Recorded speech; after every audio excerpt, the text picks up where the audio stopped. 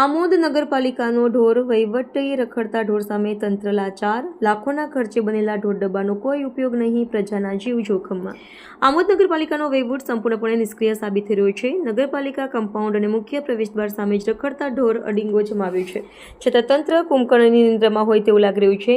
4 લાખ રૂપિયાના ખર્ચે સમારકામ કરાયેલો ઢોર ડબ્બો માત્ર સરકારી નાણાંનો દુરુપયોગ જ સાબિત થયો છે। આમોદમાં રખડતા પશુઓના ત્રાસને એટલી હદે વધી ગયો છે કે નગરજનો ભયના ઓથાર હેઠળ જી રહ્યા છે। હજુ એક અઠવાડિયા પહેલા જ એક પેરાલિસિસગ્રસ્ત આધેડને ગાયડ પેટમાં લેતા ઈજા થઈ હતી, છતાં પાલિકાના પેટનું પાણી હલ્યું નથી। શાકભાજી અને ફ્રૂટના વેપારીઓ પણ આ પશુઓથી ત્રાહિમામ પોકારી ઉઠ્યા છે। રસ્તા પર થતા ઢોરના ઝઘડા અને ડીંગાના કારણે ટ્રાફિકની સમસ્યા સર્જાઈ છે અને રાહદારીઓના જીવ જોખમમાં મુકાયા છે। તાજેતરમાં મળેલી એક બેઠકમાં મામલતદારે પોલીસ ઇન્સ્પેક્ટરની હાજરીમાં પાલિકાને રખડતા ઢોર પકડવા માટે કડક સૂચના આપી હતી, પરંતુ પાલિકાએ હજુ સુધી કોઈ નક્કર પગલાં ભર્યા નથી। આ બેદરકારી અને નિષ્ક્રિયતા દર્શાવે છે કે પાલિકા પ્રજાની સુરક્ષા પ્રત્યે કેટલી ગંભીર છે। શું કોઈ મોટી દુર્ઘટના સર્જાયા બાદ જ તંત્ર જાગશે? આમોદની જનતાનો સવાલ છે કે શું તેમણે આ ઢોર વહીવટને ચૂપચાપ સહન કરતા રહેવું પડશે?